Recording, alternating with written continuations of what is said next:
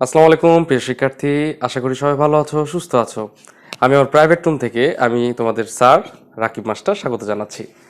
আজকে আমি আলোচনা করব তৃতীয় অধ্যায় নিয়ে, এবং তৃতীয় অধ্যায়ে ধারাবাহিক ক্লাসে আজকে আমরা একটি গুরুত্বপূর্ণ ক্লাসে রয়েছে, এবং আজকে আমরা দেখব যে কিভাবে অক্টাল থেকে তুমি বাইনারি করবে এবং হেক্সাডেসিমাল থেকে তুমি বাইনারি করবে। তো চলো শিক্ষার্থী বন্ধুরা, আমরা দেখে নেই যে কিভাবে তুমি এই কাজটা করতে পারো। তো আমাকে একটা অক্টাল সংখ্যা দিল, তার আগে আমরা একটু জেনে নিই অক্টাল সংখ্যাটা আসলে কারা বা কাদেরকে অক্টাল বলা হয়। আমরা জানি অক্টাল সংখ্যা সর্বোচ্চ সংখ্যা হচ্ছে 0 থেকে 7 পর্যন্ত, এটা আমরা সবাই জানি, এবং এর বেজ নাম্বার হচ্ছে কত আমাদের 8। এখন এই অক্টালের সাথে বাইনারির একটা সম্পর্ক রয়েছে। তো অক্টালের সাথে বাইনারি সম্পর্কটা কেমন সেটা একটু দেখে নেওয়া যাক। ধরো যে অক্টাল সংখ্যা সর্বোচ্চ সংখ্যা হচ্ছে 7, এই 7টা আসলে বাইনারিতে কতগুলো বিট ব্যবহার করে।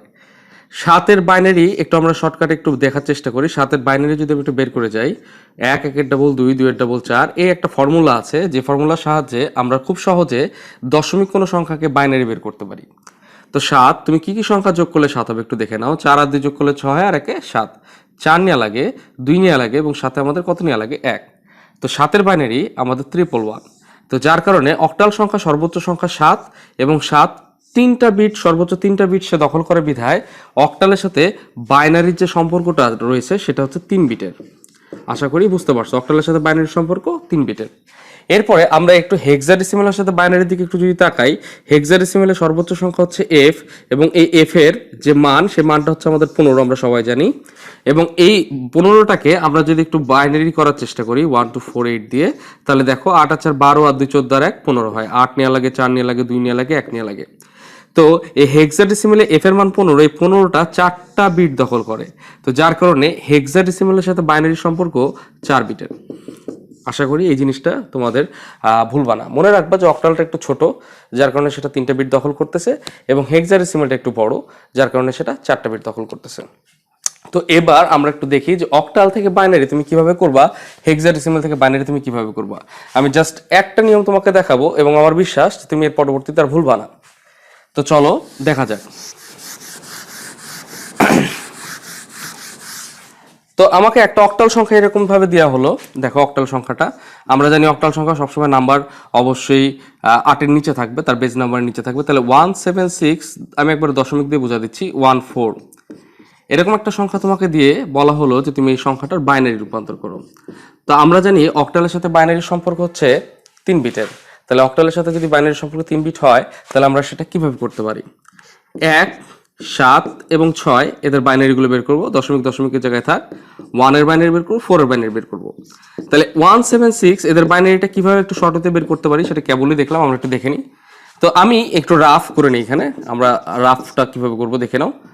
1 2 4, যেহেতু আমাদের 3টা বিট অক্টালের সাথে বাইনারি সম্পর্ক, সেহেতু আমি এখানে 3টা সংখ্যা লিখছি। 1 1 ডাবল 2 2 ডাবল 4। 1 1 এর বাইনারি বের করার জন্য আমার 1 কে প্রয়োজন আছে, 4 আর 2 কে প্রয়োজন নাই, সেই ক্ষেত্রে আমরা এখানে 0 0 বসাচ্ছি। তার মানে 1 এর বাইনারি 0 0 1। 7 7 আমি কি কি সংখ্যা যোগ করলে 7 হয় একটু দেখে নাও। 4 আর 2 যোগ করলে 6, আর 1 7, 4 নেওয়া লাগে, 2 নেওয়া লাগে, এবং তার সাথে 1 নেওয়া লাগে। তাহলে 7 এর বাইনারি আমাদের 111। 6 সেম একইভাবে 4 আর 2 যোগ করলে 6 হয়, 4 নেওয়া লাগে আর 2 নেওয়া লাগে, যেগুলো আমরা নিব তার জন্য আমরা 1 বসাবো, আর যেটা নিব না তার জন্য আমরা 0 বসাবো। তাহলে 6 এর বাইনারি 110। 1 এর বাইনারিটা একটু দেখি, সেম ভাবে 001, 4 এর বাইনারি 100। আশা করি তোমাদের বুঝতে সমস্যা নেই। এখন আমরা এটা উত্তর লিখবো কিভাবে। এই যে মানগুলো এগুলো সব স্বাভাবিকভাবে সোজাসুজি বসাই দিব। দেখো 001 111, তারপরে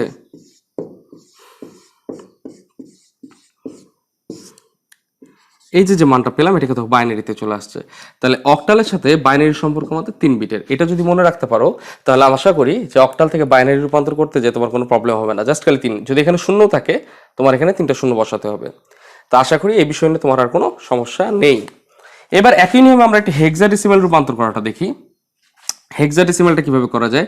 আমাকে একটা সংখ্যা দিয়ে বলা হলো a c, তারপর 1 f দশমিক 02।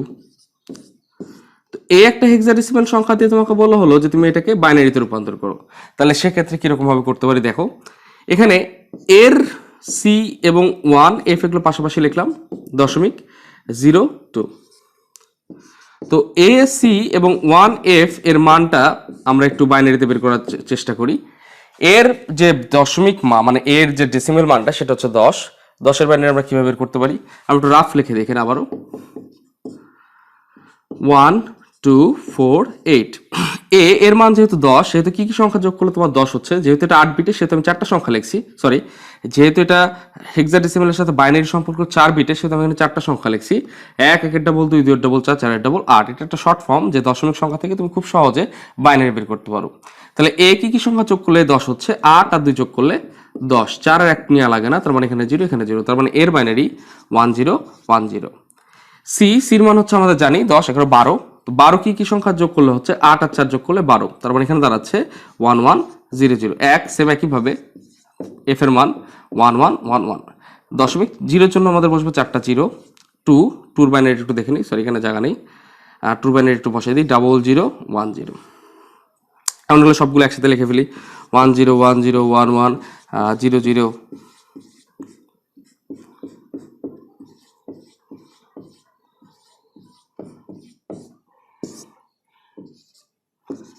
তাহলে আশা করি প্রিয় শিক্ষার্থীরা তোমাদের এই বিষয় নিয়ে কোনো সমস্যা নেই। কিভাবে অক্টাল থেকে বাইনারি করে এবং হেক্সাডেসিমাল থেকে বাইনারি করে, আশা করি তোমরা বুঝতে পারছো, এটা তোমাদের ক্লিয়ার। এখন আমরা দেখব যে কিভাবে আমরা আরেকটা সংখ্যাতে রূপান্তর করতে যাই, সেটা একটু দেখি। সেটা হচ্ছে যে এই জিনিসটাই আমরা যেটা করলাম, আমি এর আগে রূপান্তরে তোমাদের দেখাইছিলাম স্ট্রাকচার, সেটা হচ্ছে যে আমি শর্ট লিখি, দশমিক থেকে বাইনারি, দশমিক থেকে অক্টাল, দশমিক থেকে হেক্সাডেসিমাল, এটা আমরা কমপ্লিট করছি প্রথম ক্লাসে। হেক্সা থেকে দশমিক, বাইনারি থেকে দশমিক, অক্টাল থেকে দশমিক, এটা আমরা করছি সেকেন্ড ক্লাসে। আজকে আমরা যেটা নিয়ে আলোচনা করলাম সেটা হচ্ছে হেক্সা থেকে বাইনারি, অক্টাল থেকে বাইনারি। এখন আমরা আলোচনা করব বাইনারি থেকে কিভাবে হেক্সাডেসিমাল করা যায়, বাইনারি থেকে কিভাবে অক্টাল করা যায়, এই বিষয়টা নিয়ে। তো চলো দেখা যাক। এর সাথে অক্টালের সম্পর্ক 3 বিট করে, সেহেতু আমি এখানে 3 বিট করে কাউন্ট করব। তো এই যে একটা 3 বিট, এখানে দেখো এখানে একটা 3 বিট, এটা জাস্ট আমি তোমার বোঝানোর জন্য মার্ক করছি, তুমি একটু মার্কটা শিখে নিও। এরপর আছে এখানে 1 আছে, যেহেতু এখানে 1 একা, এখানে 3 বিট করে আমার কভার করতে হবে, সেহেতু আমি এখানে একটা 2টা 00 দিয়ে আমি এটা লিখে দেবো। বসানোর সময় আমি অ্যাজ ইউজুয়াল কিন্তু এভাবে বসায় যাব। তাহলে এখানে আছে কত? আমার 001, এরপরে আমার আছে 110, এরপরে আমার আছে 101। প্রত্যেকটা আমি এখানে বসাই দিলাম, এবং দশমিকের পরে যে জিনিসটা হচ্ছে সেটা হচ্ছে 11। দেখো, এবং আমার যদি 0 বসাইতেই হয় তাহলে আমি বসাবো ডান পাশে। আমি আজকের ক্লাসের পরে আমি লাস্টের দিকে তোমাকে একটা টুইস্ট বলে দেবো, এই সংখ্যাগুলো রূপান্তর করার জন্য একটা ছন্দ রয়েছে। ছন্দটা যদি তুমি মনে রাখো তাহলে আশা করি এই রূপান্তরগুলো তুমি ভুলবে না কোনো সময়। এখন সেম মানটাই আমি একটা কাজ করব, এই স্ট্রাকচার করে দেখো আমি এটা রাফ করে নিচ্ছি, তোমরা একটু সাইডে রাফ করে নিও, আমার যেহেতু এটা বোর্ড 1 to 4, আমি এই স্ট্রাকচারের উপর বেস করে আমি এই যে বাইনারিটা আছে, বাইনারিটার ডেসিমাল মানটা আমি এখানে বসাই দেবো। তাহলে এখানে আছে কত? 001।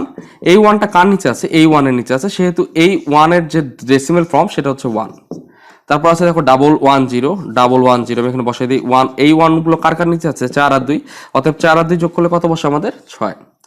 এখানে আছে 101, খুব ভালোভাবে খেয়াল করো, এখানে আসতেছে 1, এখানে আসতেছে 1, 2 লাগতেছে না, তার মানে এখানে 0, তার মানে 101। এই 101টা 1 আর এই 1টা কার কার নিচে আছে? 4 আর 1, 4 আর 1 যোগ করলে আমাদের কত বসে? 5। তাহলে আশা করি জিনিসটা বুঝতে পারছো। এখানে 165 আসতেছে, আর এই পরেরটা হচ্ছে 110। তো 110টা কিভাবে করবো? আবার সেম একই 1 to 4, দেখো এর নিচে তুমি বসাইতে পারতা 110 আছে, 110। তাহলে 4 আর 2 যোগ করলে কত বসে আমাদের? 6। তাহলে এখানে 6। তাহলে আমার কিন্তু উত্তর হয়ে গেছে এখানে 165.6। এটা আমরা কিসে রূপান্তর করলাম? অক্টালে। তা আশা করি তোমাদের এই বিষয় নিয়ে কোনো প্রশ্ন আর নেই। থাকলে কমেন্টস বক্সে জানিয়ে দাও, ইনশাল্লাহ আমি এটা সমাধান করার চেষ্টা করব। আচ্ছা, এখন আমরা এই নিয়মে একটু এই সংখ্যাটাকে যদি আমি একটু হেক্সাডেসিমাল করতে যেতাম তাহলে কি করা লাগতো দেখো। আমি এইটাকে একটু হেক্সাডেসিমাল করি, এই অক্টালটাকে হেক্সাডেসিমাল করি, অথবা আরেকটা নাম্বার আমি উঠাইনি, এটা ভালো হয় মনে হয়। 1101, এখানে 1 দিয়ে দিলাম, 0.11। এই সংখ্যাটাকে আমি একটু বাইনারিতে আছে, এটাকে আমি একটু হেক্সাডেসিমালে নিই। তাহলে কয় বিট করে নিতে হবে? সেম একইভাবে এখান থেকে 1 2 3 4, 1 কয়টা শূন্য প্রয়োজন পড়ে? 4টা শূন্য, সরি 3টা শূন্য। এরপর আছে কত? 1011। দশমিক ওই পাশে কয়টা শূন্য বসবে? 1100। যেহেতু এখানে 2টা দশমিকের এই পাশে, এখানে অনেকে 0 বসায়, যেটা ভুল করি, তাহলে 111, ওই পাশে 0 বসতেছে 00।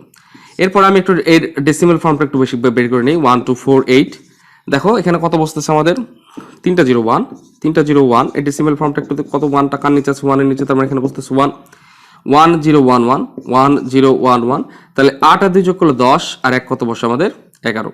8 যোগ করলে 10 11। আচ্ছা হেক্সাডেসিমেলে তুমি 11 লেখো, 11 কিন্তু আমরা লিখি না, তাহলে 11 পরিবর্তে আমার এখানে কি লিখতে হয় বি, তাহলে আমি এখানে বসাবো কত বি।